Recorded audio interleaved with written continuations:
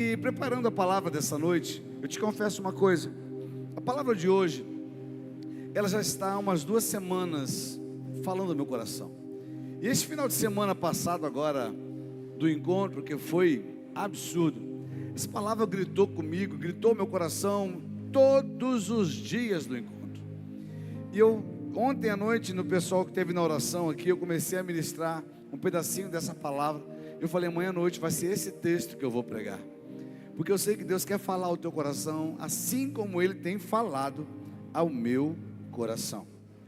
Diz para quem está perto de você, guarda o teu coração. Isso, guarda o teu coração. Me responde uma pergunta. Se você estivesse participando de uma guerra e você precisasse promover um ataque certeiro, lá onde o seu inimigo está alojado, você tem só uma oportunidade. Onde você atacaria? É uma cidade, teu inimigo está ali espalhado pela cidade. Onde você atacaria? Se houvesse apenas uma oportunidade e você precisasse destruir algo que ia desestabilizar o inimigo, onde você atacaria? Nós estamos vendo que algumas guerras acontecendo ao mesmo instante em algumas partes do mundo, e nós percebemos que os ataques, a cada dia que passa, a cada dia que a tecnologia avança, que o conhecimento da guerra ele avança, os ataques eles têm acontecido a cada dia mais de um jeito muito certeiro.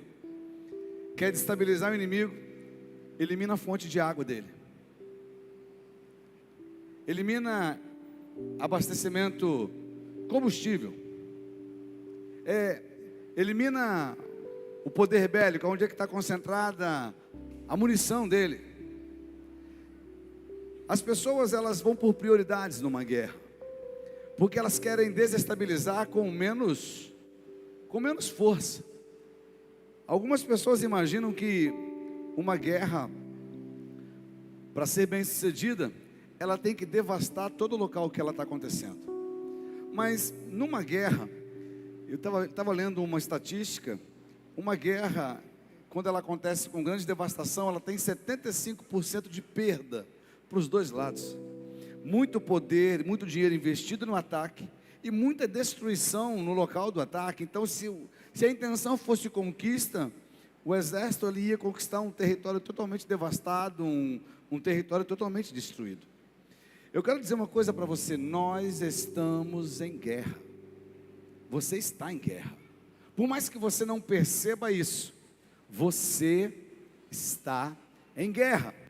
E o inimigo conhece muito bem o seu arqui-inimigo, o seu pior inimigo, fora você mesmo. Mas Satanás, ele conhece muito bem a arte da guerra. E ele sabe exatamente como ferir você. Ele sabe exatamente qual região da tua vida ele tem por objetivo atacar. Ele vem ao nosso encontro todos os dias com a intenção de destruir a gente de um jeito muito certeiro.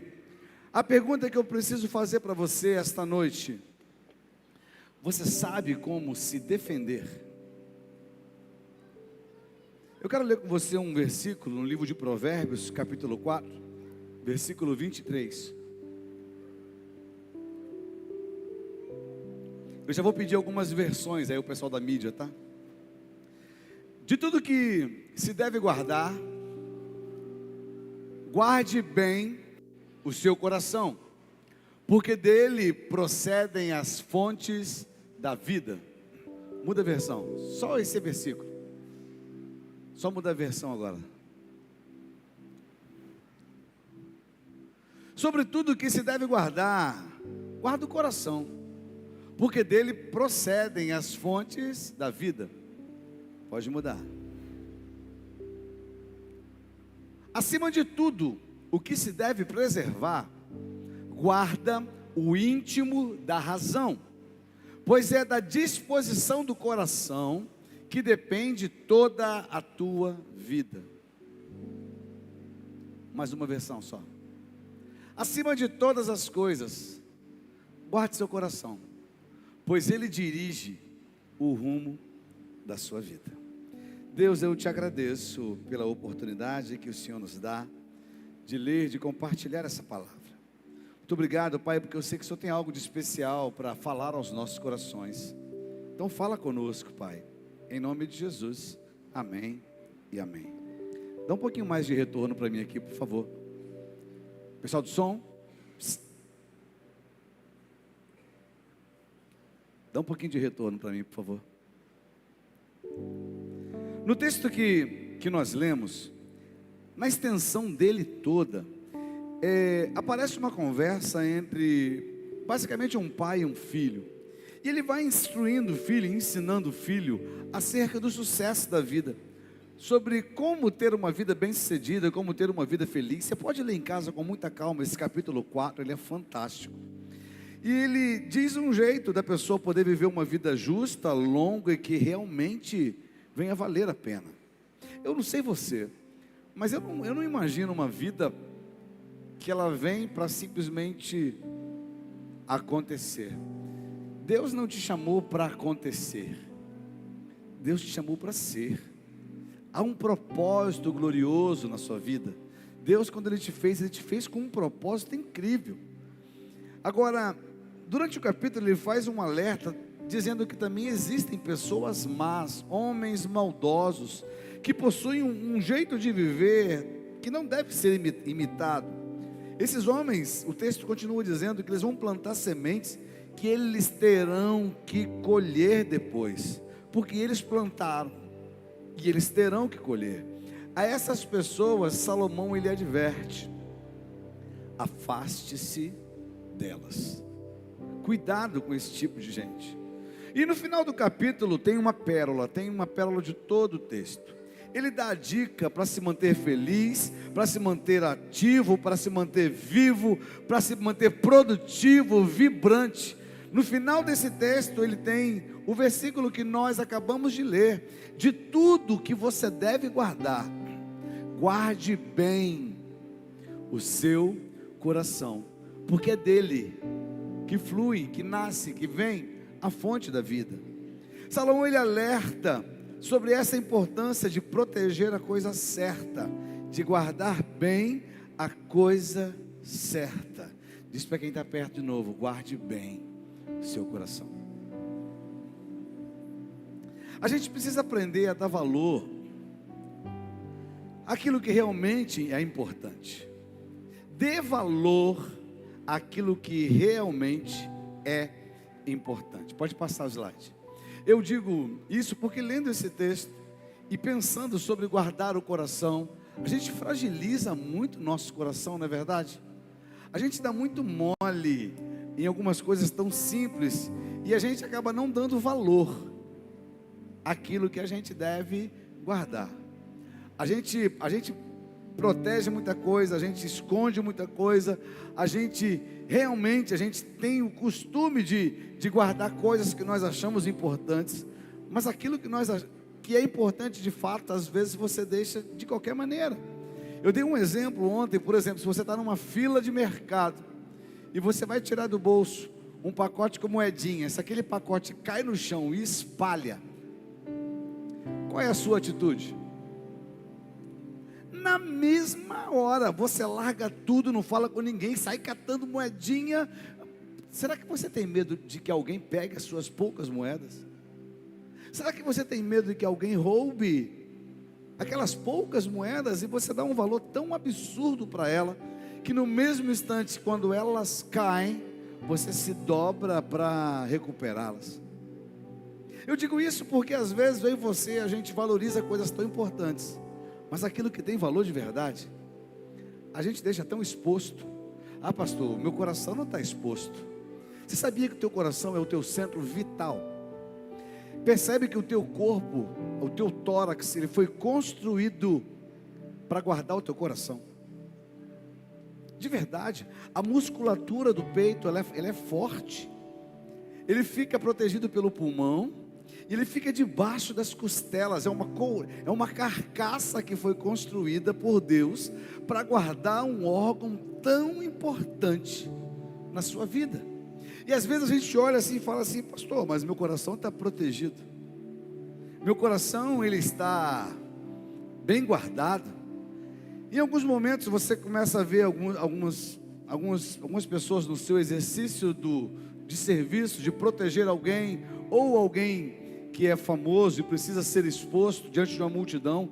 Alguns usam um colete à prova de balas. Eu digo que às vezes eu e você, a gente usa alguns subterfúgios, alguns equipamentos, alguns aparatos para guardar a estrutura física do nosso coração. Mas de nada adianta se você não sabe a técnica de guardá-lo, assim como a Bíblia fala. Guarde bem o seu coração. Dê valor àquilo que realmente é importante. Dá para a gente, eu estou pensando em fazer uma série de mensagens com esse texto de hoje, porque tem muita coisa para se falar. Você quer ver uma coisa? Teu coração é importante, amém? Então por que você deixa qualquer pessoa ferir ele?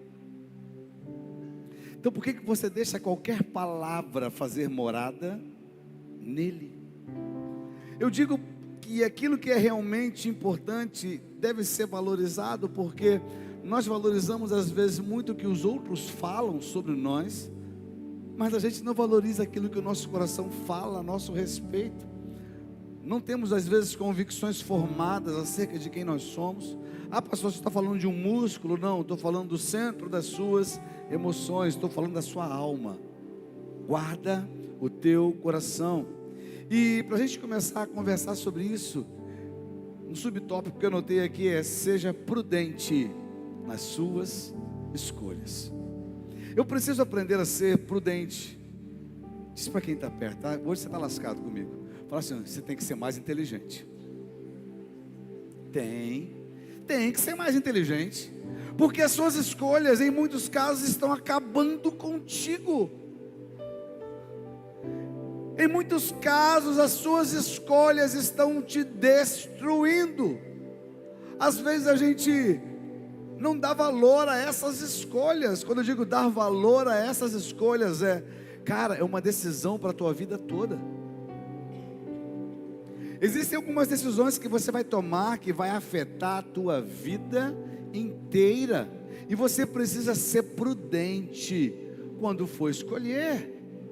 Eu costumo dizer o seguinte: perguntaram para mim se a função pastoral é importante. Ser pastor tem alguma relevância? Eu falei, vamos lá. Quando você precisa ir a um dentista, você vai em alguém que tem só 2 anos de estudo, que ainda não se formou? Você vai em alguém que está estudando ainda, ou você vai em alguém que está formado? Dor de dente não é qualquer um, né? Quando você precisa levar o seu filho num cardiologista, porque você percebeu algumas alterações, você vai levar ele em qualquer um, ou você vai procurar, se você tiver condições, um especialista? Especialista. Aí eu disse para a pessoa, ela concordou com tudo isso que eu falei. Aí eu falei: se você dá tanta importância ao seu corpo, por que a tua alma você entrega na mão de qualquer um? Por que você escolhe qualquer pessoa para pastorear a tua vida? Por que você escolhe qualquer religião para se entregar e para se lançar nela? Por que ao invés de você escolher, você não olha o que tem sido pregado, o que tem sido ensinado, a transformação que Deus está fazendo na vida das pessoas, naquele lugar, a reputação da casa? Não olhe a reputação de forma individual, porque aonde tem gente, sempre tem gente que não tem um caráter tratado ainda. Mas olha de um modo geral, vê a intenção, vê o que Deus está fazendo na vida de um lugar. Eu estou falando de igreja, mas deixa eu falar de relacionamento. Eu costumo dizer que casamento também é um negócio. Ou você faz um bom negócio ou um péssimo negócio. De repente você se apaixona pelo príncipe, não é verdade? Esquece que ele vai virar um Shrek depois. Mas não estou falando da beleza, porque beleza acaba. Mas estou falando do jeito ogro de tratar, do jeito agressivo. Beleza, ela não é eterna. Agora, caráter é fundamental. Escolhe, pelas escolhas, arrume o parâmetro correto de escolher. Eu quero estudar. Quero fazer um curso profissionalizante. Porque preciso começar a trabalhar. Eu vou fazer datilografia. Nem tem mais. Nem tem mais. Ah, pastor, o senhor está falando comigo. Eu fui datilógrafo. E daí? Atualiza. Hoje em dia é digitador. Né? Você já fez datilografia também? Cruz, credo. É velho. Mas a gente quer fazer escolhas atuais usando critérios antigos. A gente quer olhar desculpa, cara, depois que você faz uma escolha, você tem que amargar vamos lá, amargar não, mas saborear o prazer dela, doce ou amargo. Porque você escolheu. Deixa eu dar uma dica para você. Aprenda a priorizar o que te mantém vivo. Sério, teu coração é tua fonte vital. E você precisa aprender a priorizar o que te mantém vivo.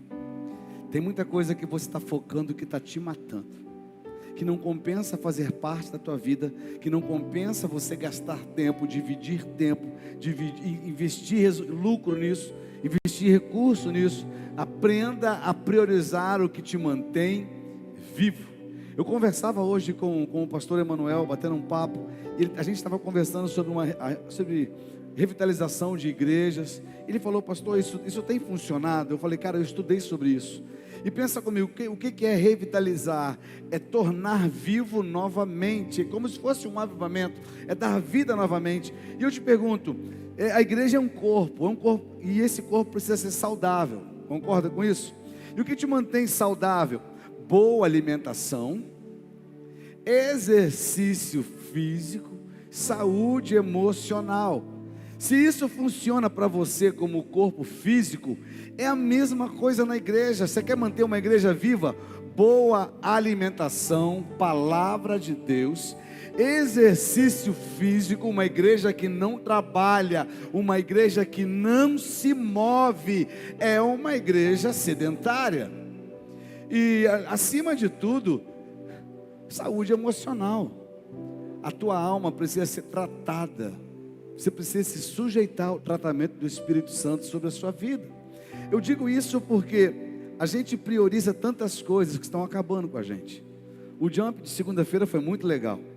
Eu respondi uma pergunta. E uma pergunta comum, me perguntaram: pastor, a igreja pode ouvir música secular? Em todo jump o pessoal pergunta isso. Eu respondi dizendo o que não é secular.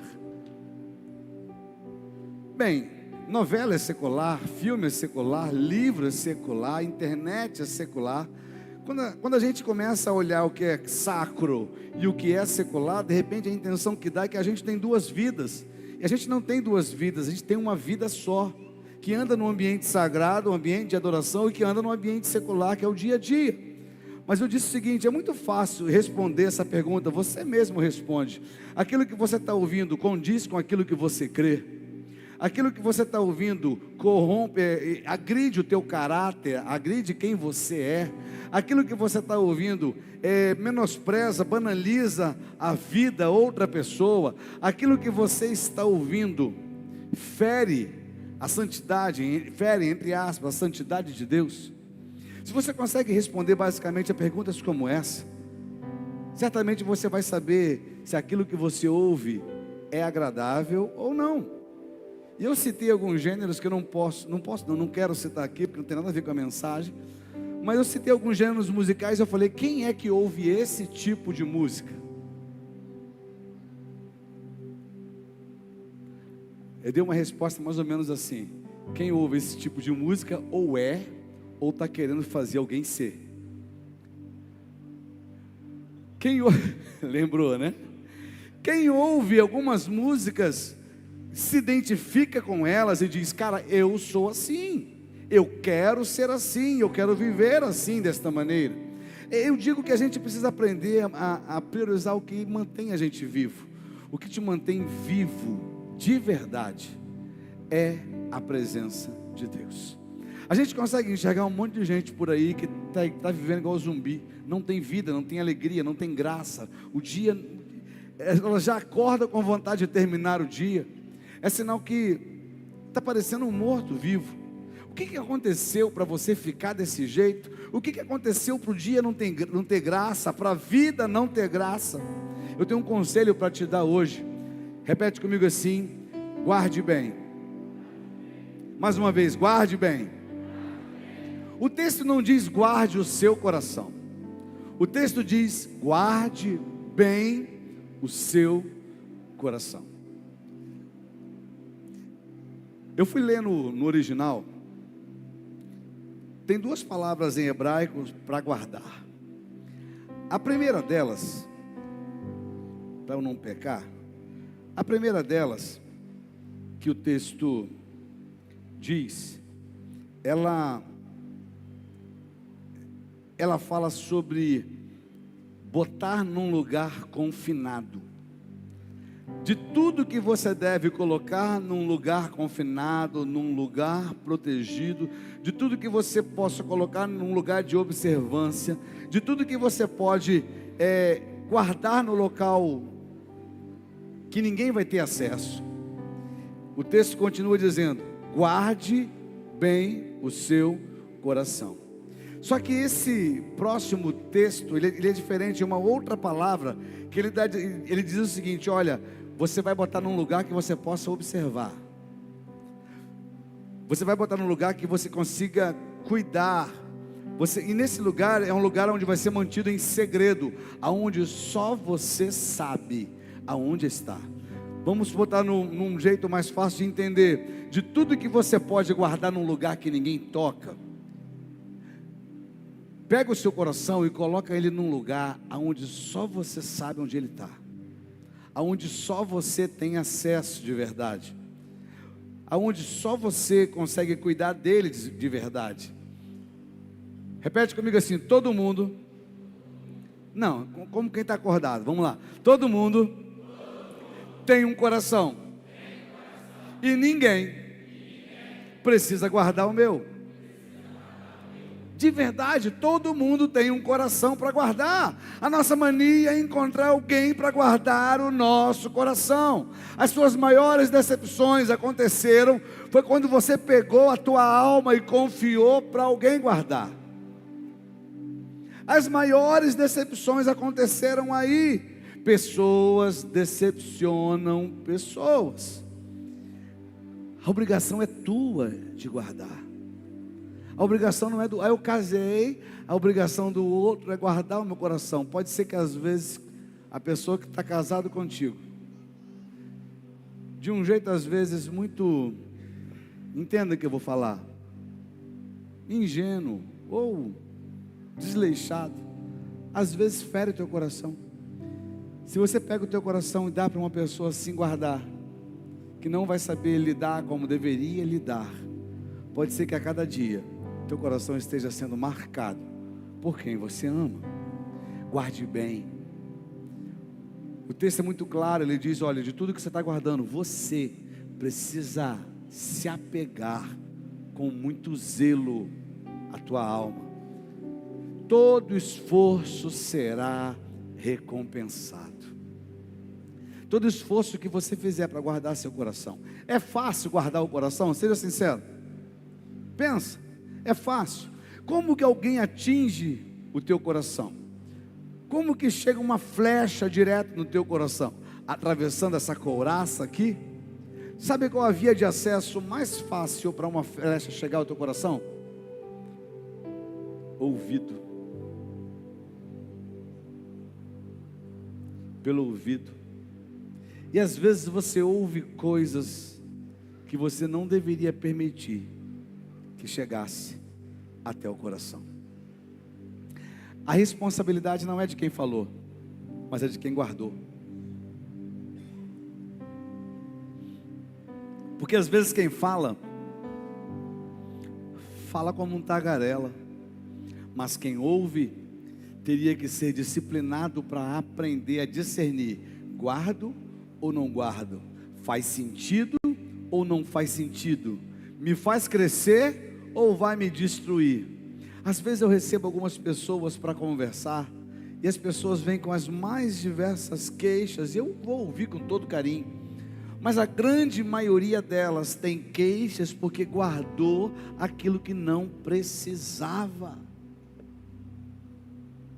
absorveu aquilo que feriu, mas não precisava absorver.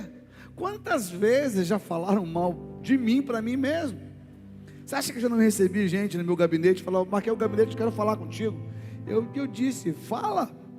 E a pessoa desabou a falar mal, e de falar que eu não gosto de você. Se ela tivesse perguntado, e aí? Eu ia falar: mais um, entra na fila. Porque tem um monte de gente que não gosta, e eu não sou obrigado a agradar todo mundo. Antigamente eu tinha uma crise muito louca no meu coração, dizendo: as minhas, tem ovelhas minhas que não me suportam. Depois eu entendi que nem toda ovelha é ovelha, e às vezes é um bode no meio da ovelha, e às vezes dá uma chifrada, uma mordida na canela. A gente entende isso. Agora eu preciso me guardar, eu preciso aprender a ouvir, e ao longo do tempo eu tenho aprendido a ouvir. Pensa só, quem é mãe aqui? Seu filho com 1 ano de idade, 1 ano não, vou botar menos, 5 meses de idade. Qual o jeito que ele se comunica contigo? Qual palavra que ele já está falando?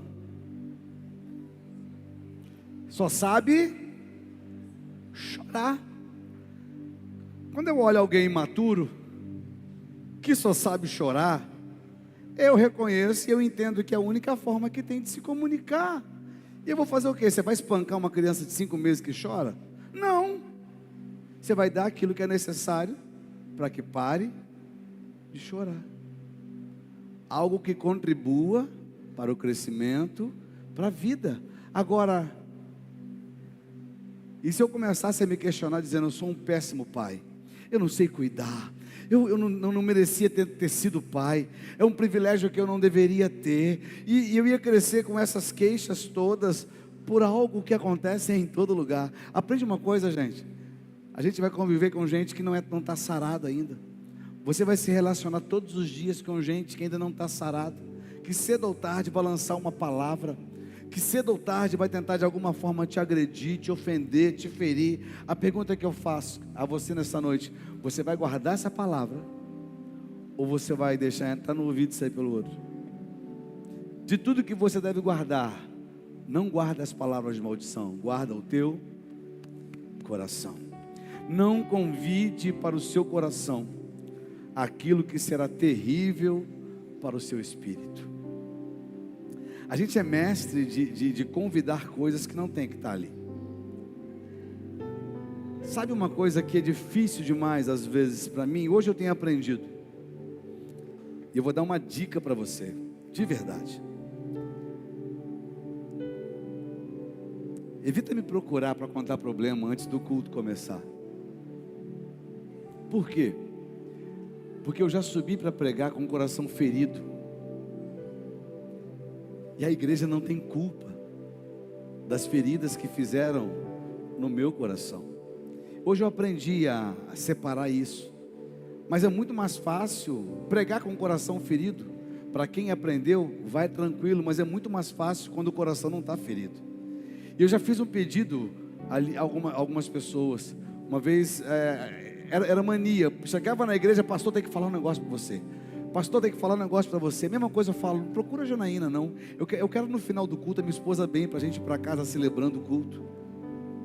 Que às vezes um momento tão festivo, tão celebratório como esse, tão alegre, ao invés de você procurar a Anália, marcar um gabinete com a gente, você quer pegar uma berolinha de um momento de celebração. E às vezes eu sei da sua dor, mas ela não começou agora. Se a gente tivesse tratado no início dela, teria tudo sido muito mais fácil. Eu não estou aqui rasgando o coração para falar que o meu está ferido. Não, estou muito bem hoje. Mas às vezes tem dia que eu prego, eu vou no carro para casa e eles vão puxando a minha orelha, dizendo: você desceu o sarrafo hoje. Eu falei: eu preguei tão simples. E Janaína, Gabriela, às vezes chega: não pregou simples não, a sua palavra feriu. E eu falo: não feriu. Mas depois, quando eu chego em casa, eu vou assistir e eu olho o culto, eu falo: cara, a boca fala o que o coração está cheio. Eu trago isso para mim, eu estou dando essa dica para você. Não convide para o seu coração aquilo que será terrível para o seu espírito. Sabe por que às vezes eu tenho relacionamento à mesa, em casa, com a esposa, com o marido, com os filhos, com os pais, é tão ruim? É que você está trazendo para casa problemas que não são de casa. O trabalho está ruim, está uma nhaca, está no trabalho, não está em casa. Em casa é um lugar de comunhão, é um lugar de celebração. Cara, é o teu reino, é o teu palácio. Ali é o lugar de você olhar para a tua princesa, para o teu príncipe e falar: eu estou no melhor lugar dessa terra. Deus está aqui, a minha família está aqui. Por que esse clima todo? E às vezes a gente começa a discutir e não tem nem explicação. E gente que só queria um abraço recebe uma patada que dói na alma. Por quê? Porque às vezes a gente convida para o nosso coração coisas que não tem que estar ali. Vocês estão me ouvindo, amém? Guarda o seu coração. Para de levar para casa aquilo que não tem que fazer parte da sua vida. Para de levar para a mesa aquilo que não tem que fazer parte da sua vida. Mesa é um lugar tão gostoso de comunhão, é um lugar tão gostoso de crescimento. Se você aprendesse a valorizar aqueles que estão na mesa, sabendo que um dia não estarão mais, ia ser tudo muito melhor, tudo mais divertido. Ontem eu tive o privilégio de ir para o Rio. Eu tinha um compromisso com minha esposa, com minha filha. E eu falei para a Nália: eu não consigo atender porque eu tenho que ir no Rio. E a gente foi num clima tão gostoso no carro, rindo, brincando. E no meio do caminho surgiu um assunto meio turbulento. Não era nada nosso, era problema de outras pessoas que a gente trouxe para o nosso relacionamento. E quando o clima estava esquentando, eu aprendi uma técnica que a minha mãe tem. Minha mãe é um barato, cara. Quando a gente quer puxar a orelha dela no bom sentido, às vezes, ela arruma um jeito de disfarçar espetacular. Se a gente está na rua, ela olha assim: nossa, eu não tinha visto como aquele pé de manga está carregado. Ela já muda o assunto, a gente já olha e fala assim: pronto, já chamou o pé de manguinha, já mudou tudo. Ninguém consegue mais dar bronca, a gente começa a rir. Mas aí no meio desse clima todo, eu fui e descobri um pé de manga no meio da rua, e a gente começou a rir, a gente começou a conversar, e a gente falou: cara, não tem nada a ver com o nosso dia. Não tem nada a ver com o nosso dia. E a gente foi rindo, a gente passou o dia rindo, a gente voltou rindo. No final da tarde, eu cheguei em casa e eu falei: cara, estou cansado, mas foi um dia tão agradável, um dia tão incrível. Eu passei com as pessoas que eu mais amo na vida. Eu passei com a minha família, cara, olha que privilégio. E às vezes a gente olha para a nossa casa e se torna uma desgraça, porque a gente traz para a mesa aquilo que não tem que estar na mesa. Não convide para o seu coração aquilo que será terrível para o teu espírito. Não convide para a sua vida aquilo que está matando a sua vida. A vida ela é um reflexo do coração, de verdade. Olha para a tua vida.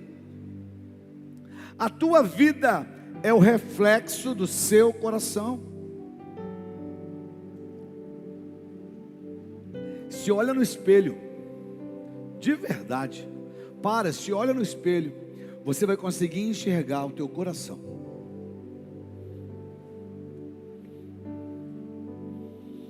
A gente precisa aprender a ser crítico de nós mesmos também, porque às vezes a gente conta tanta história para alguém,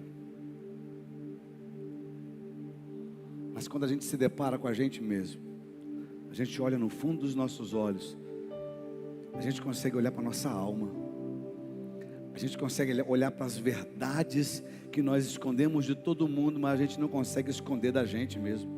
A vida é o reflexo do seu coração. Ah, pastor, minha vida está uma bagunça, pastor, tudo fora do lugar. Ai, pastor, está terrível minha vida. Olha para o teu coração, uma bagunça, tudo fora do lugar. Você já tirou Deus do centro há muito tempo. Você parou de respeitar pessoas. Você parou a ordem de prioridades. Para você amar alguém, você tem que amar a si mesmo primeiro. A tua vida tem que estar uma bagunça, porque o teu coração está tumultuado. Aquele versículo fantástico diz que a boca fala do que está cheio o coração. Qual é o último? Quais são os seus últimos assuntos? Pensa só, quando se assentam contigo, quais são as últimas coisas que vieram da sua boca? Quais foram as suas últimas conversas longas? É o que está no teu coração. Que isso, pastor? É o que está no teu coração. Eu conheço pessoas que estão há anos com os mesmos assuntos. Está na hora da gente renovar isso, né? Amém? Amém? Está na hora de renovar isso. Porque às vezes eu me sento com pessoas e são anos as mesmas queixas, as mesmas reclamações, as mesmas murmurações. Aí eu me lembrei do povo de Israel. Quanto tempo esse povo murmurou? 40 anos. Será que é possível, cara, murmurar 40 anos? Olha para a sua vida e me diz se não tem coisas que você está remoendo desde a sua infância, desde a sua adolescência. Me diz se não tem coisas aí dentro que pastor, já me curei de tanta coisa, mas isso aqui é difícil. Não, você pegou isso por troféu. Isso não tem que estar mais na sua vida. Eu aprendi uma coisa: eu não me compadeço mais com o passado. Às vezes as pessoas vêm me contar uma história triste para querer me compadecer do passado. E eu vou dizer: passou, não passou? Passou. Falei, e aí, vamos olhar para o que interessa? Vamos olhar para o agora? Vamos olhar para o daqui para frente? Porque o passado já não volta mais. Você não consegue fazer mais nada com o teu passado, cara, já passou. E se já passou, por que eu tenho que ficar morando lá? Eu preciso buscar novidade de vida. Eu preciso alimentar o meu coração com coisas boas. Eu preciso alimentar o meu coração com a palavra. Eu preciso alimentar o meu coração com a vontade, com a voz de Deus. Eu preciso encher com a presença de Deus, porque eu aprendi na Bíblia que a boca fala daquilo que o coração está cheio.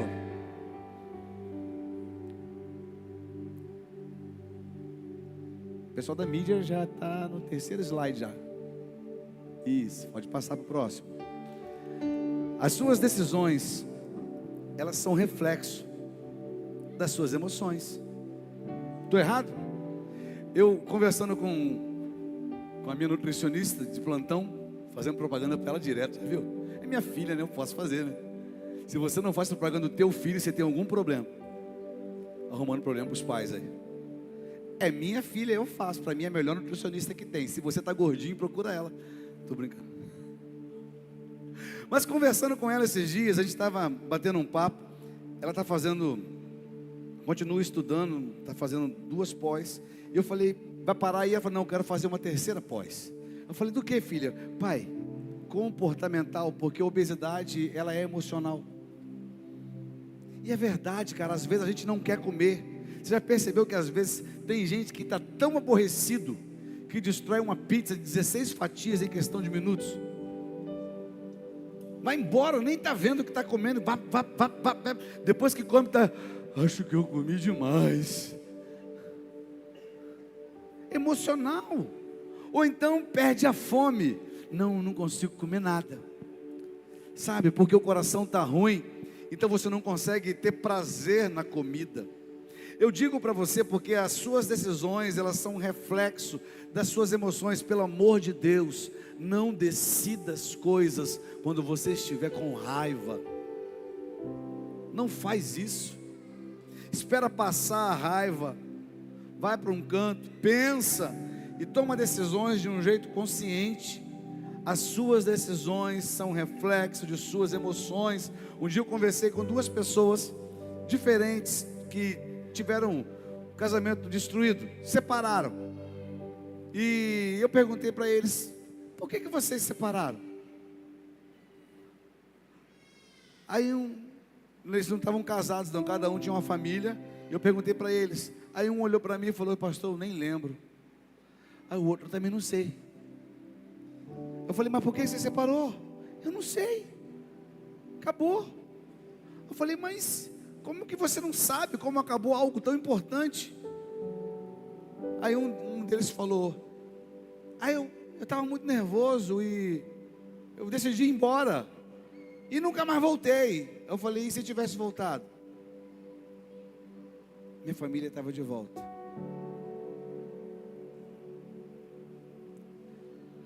Abriram mão do lugar na mesa por causa de emoções não tratadas.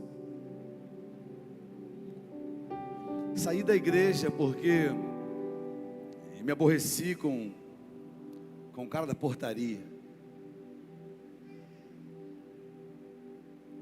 Não, eu parei de pastorear porque aquela irmã da oração falou que eu não orava. Não, eu saí do trabalho. Por quê?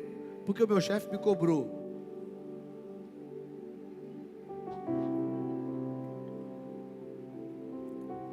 A gente precisa pensar para decidir.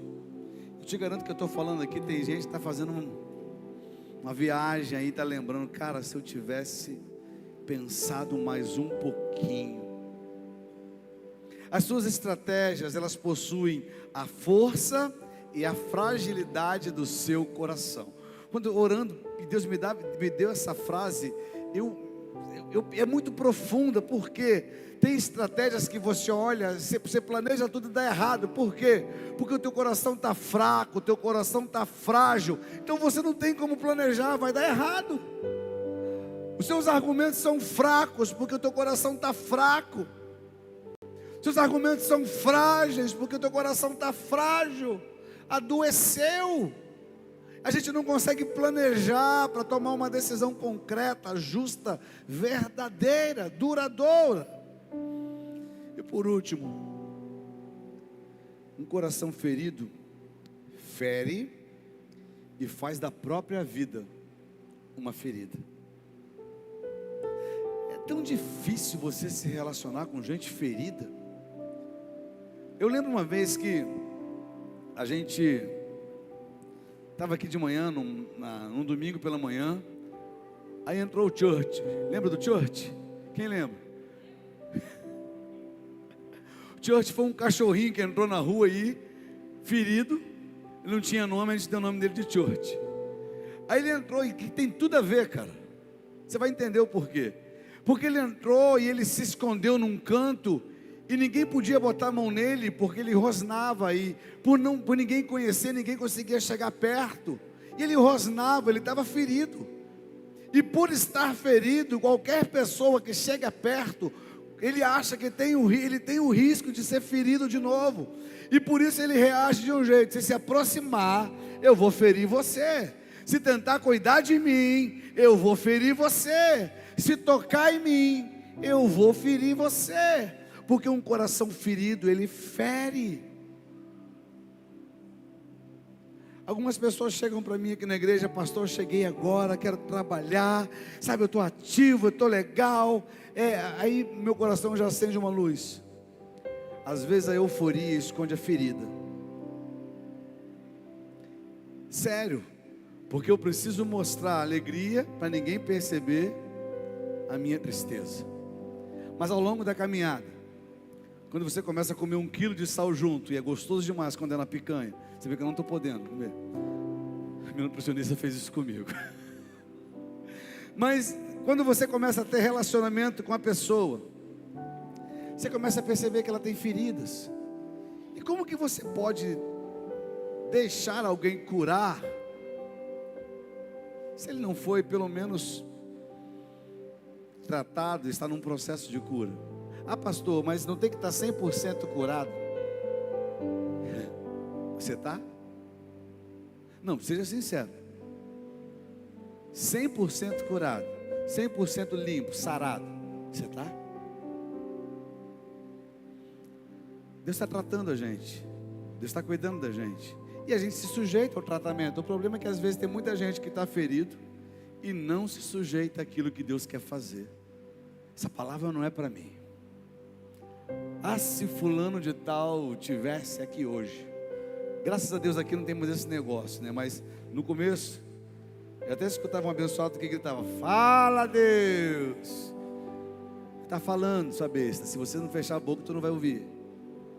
Normalmente quem fala, fala Deus, a palavra é para ele, mas ele quer botar a culpa no outro. É verdade, é mais fácil acusar o outro do que diz para quem está perto de você: chupa essa manga.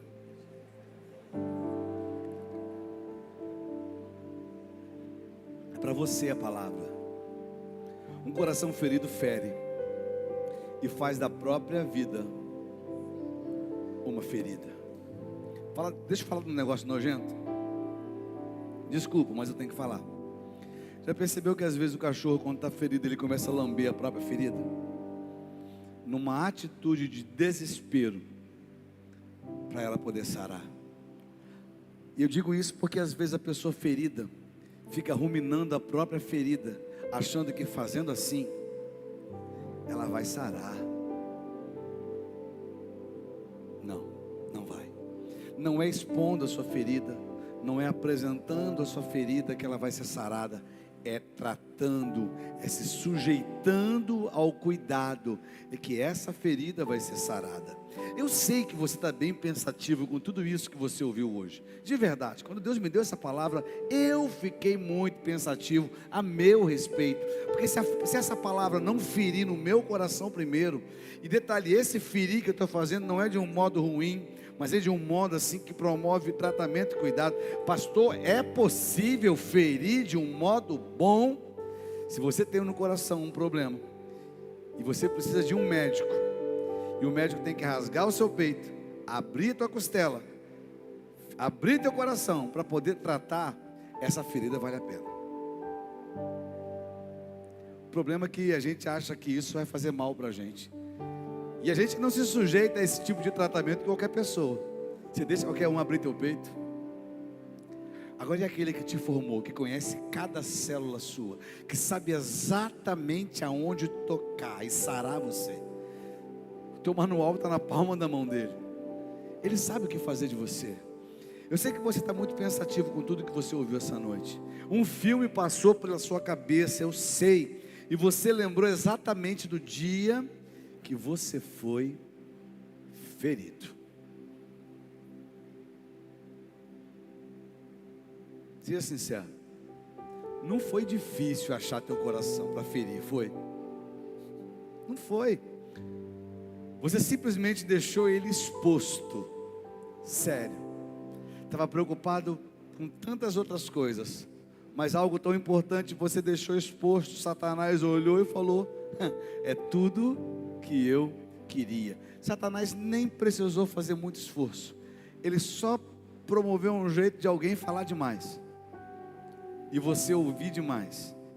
Você guardou, juntou, protegeu tantas coisas, mas o que realmente era importante você não deu. Sério. Jejuou, orou, deu seu dízimo, leu a Bíblia, foi na célula, mas deu mole com o coração. Isso acontece todos os dias, gente. Não é privilégio seu. Mas hoje o Senhor trouxe você aqui para curar o seu coração ferido. Não, peraí, opa. O Senhor trouxe você aqui para curar esse coração ferido, para estancar a ferida e acabar de uma vez só com aquilo que te torna infeliz. Eu sei que de repente você está olhando assim, está falando: pastor, mas essa palavra ainda está me moendo por dentro. Você está só sendo anestesiado, filho. Daqui a pouco essa dor para. O Espírito Santo, ele quer arrancar do seu interior aquilo que não tem que estar aí. É hora de você arrancar essa flecha que cravaram no teu peito. É hora de você liberar o opressor, aquele que te feriu. Tem gente que está sofrendo hoje por gente que já morreu há muito tempo. por gente que não faz parte da família mais, por gente que não faz parte da igreja mais. A pessoa só está presente na ferida. A flecha que ela cravou continua aí, e você não deixa ninguém tocar. Guardar é diferente de lutar, e também é diferente de fugir. Guardar é você proteger, esconder. Alguém, coloca para mim Salmo 91.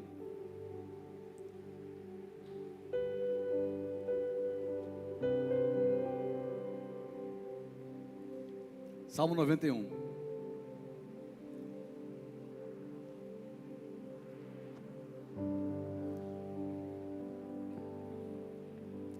Estão passando por um probleminha lá em cima hoje, por isso está mais difícil. Aquele que habita no esconderijo do Altíssimo e descansa à sombra do Onipotente. 2. Diz ao Senhor: Tu és o meu refúgio e a minha fortaleza, o meu Deus, em quem eu confio. Sabe qual é o problema? A gente quer guardar o nosso coração no cofre, a gente quer guardar o nosso coração na caverna, a gente quer guardar o nosso coração na solidão, a gente quer guardar o nosso coração no meio da nossa ira. Mas o texto diz que aquele que habita, você está morando no lugar errado. Você precisa aprender a morar em Deus, descansar em Deus. O texto diz: aquele que habita no esconderijo do Altíssimo e descansa à sombra do Onipotente, diz ao Senhor: Tu és o meu Deus, o meu refúgio, o meu abrigo, aquele que eu confio. O Senhor sempre quis que você habitasse nele. O Senhor sempre quis que você descansasse nele, confiasse nele, esperasse por ele, estivesse plenamente nele. Se o seu coração foi ferido, é porque o seu coração não estava em Deus. Que é isso, pastor? Eu sou crente, mas em algum momento teu coração estava no teu peito ainda. Ah, pastor, não tenho sangue de barata. Não estou chamando você para não ser gente, estou chamando você para ser adulto, para ser maduro na fé. Eu estou chamando você. Eu vejo algumas conversas que Jesus tinha com Pedro. Cara, tinha que ser muito maduro para conversar intimamente com Jesus. Teve uma hora que ele chega para Pedro e fala: para trás de mim, Satanás. Na tradução, o capeta, perto de mim não. Que isso, pastor? Está na Bíblia. Ele fala: para trás de mim, Satanás. Ele repreende Pedro. E ainda fala que Pedro estava sendo usado pelo diabo para falar naquela hora. Hoje em dia, se você repreende algum crente, ele fala: vou mudar de igreja, esse pastor não me ama mais. Chega, né? Hoje o Senhor convidou você para vir neste lugar, para entregar o teu coração de verdade, para quem sabe cuidar dele. Eu sei que você já entregou a tua vida para Jesus, mas ainda falta entregar o coração. Eu sei que você já veio até o altar, já se batizou, tem aquele certificado do Jump. Tem, a gente tem tudo isso. Eu não tenho certificado do Jump, vou fazer um para mim ainda. Acho que eu não sou membro não. Mas o fato de você frequentar uma igreja não te faz igreja. Não te faz igreja. É chegado um tempo de maturidade. O Senhor está desafiando você para crescer na fé, para ser maduro na fé. Porque hoje, se o seu coração é ferido, quando alguém fala mal de você, quando alguém quiser matar a vida de alguém que caminha do seu lado, para você negar a tua fé, vai acontecer o quê? A gente está vivendo um tempo de opressão no Brasil. Alguns estão falando que é cristofobia. Gente, isso não é uma novidade, isso sempre existiu. A igreja sempre foi perseguida. Só que o que estava acontecendo aqui, parece que a igreja estava num resort. Sério? Estava tudo muito bem, tudo dominado. Porque está tudo dominado, não tem perseguição. Sempre que a igreja foi perseguida, ela cresceu mais. sempre que ela foi perseguida, ela avançou mais. E às vezes as pessoas têm medo de serem perseguidos por causa do Evangelho. Meu querido, guarda o teu coração, porque o teu coração, dele procede a fonte de vida. Se você pegar o teu coração ferido e dizer, eu quero sair da igreja porque alguém me feriu, você nunca esteve na igreja. Que isso? Não, você estava num aglomerado de pessoas, num grupo de relacionamento. Porque se você for igreja de verdade, você vai entender que a marca que você sofreu foi muito pequena diante daquilo que Cristo sofreu por você. E Paulo falava para mim, padecer pelo Evangelho é lucro, eu me alegro quando alguém fala mal de mim. E você ficou triste, saiu da igreja por quê? E você ficou triste, aborrecido e foi embora por quê? Porque falaram de você. Se o teu Cristo, pelo menos o Cristo que você diz servir, foi açoitado e oprimido por causa do Evangelho que a mensagem carregava, por que seria diferente com você? Ah, pastor, por que você está falando isso para mim? Teu coração não estava guardado, estava tudo muito bem. Satanás enfiou uma mentira no teu ouvido, cravou no teu coração, isso te tirou da comunhão, te tirou da igreja. E você hoje fica nesse chove e não molha. Eu amo a Deus, mas não consigo ficar na igreja. Eu amo a Deus, mas não consigo adorar na igreja. Eu amo a Deus, mas não consigo servir na igreja. Você vai servir aonde? No inferno? Que é a igreja que vai ser arrebatada, é a igreja que vai para o céu, é a igreja que vai estar com Ele. Você não quer ser igreja por quê? Que é isso, pastor, só está me ofendendo. Ofendesse, eu estaria se eu dissesse para você, permanece do jeito que você está. Satanás está te esperando no inferno, porque ele quer ter comunhão com quem está fora da igreja. Você veio aqui hoje, se você está achando que eu estou ferindo o teu coração, é que você não tem ideia do que o inimigo quer fazer com a tua vida. Ei, tem feridas que são feitas para você, para arrancar aquilo que está te matando por dentro. Você não pode ir para casa mais com essa enfermidade hoje. O Senhor quer te curar por completo. Ah, parar de trabalhar. Ah, eu vou parar de servir. Eu vou parar. Falar isso para Jesus quando ele estava indo para a cruz. Tem coragem? Para a caminhada dele e fala: Jesus, eu estou saindo do ministério porque eu não estou concordando. Toma vergonha na tua cara. Fala isso para a caminhada dele. O propósito é mais importante. O propósito é mais importante. Ah, eu vou mudar de igreja. A igreja é uma só, filho, em qualquer lugar. Tem gente chata aqui, tem gente chata lá, e tem gente chata indo para lá quando você for.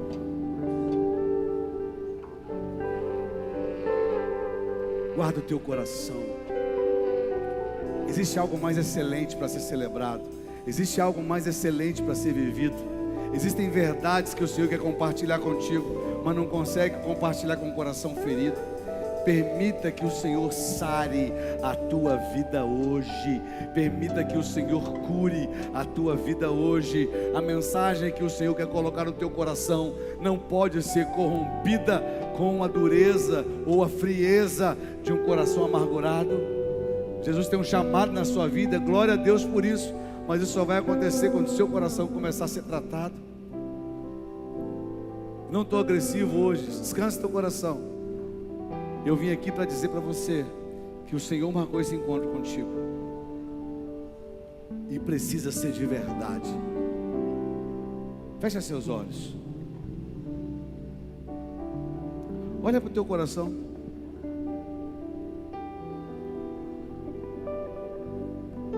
Em alguns você vai encontrar cicatrizes de feridas que já foram saradas, graças a Deus. Mas outros, feridas abertas, que estão tentando de alguma forma paralisar você.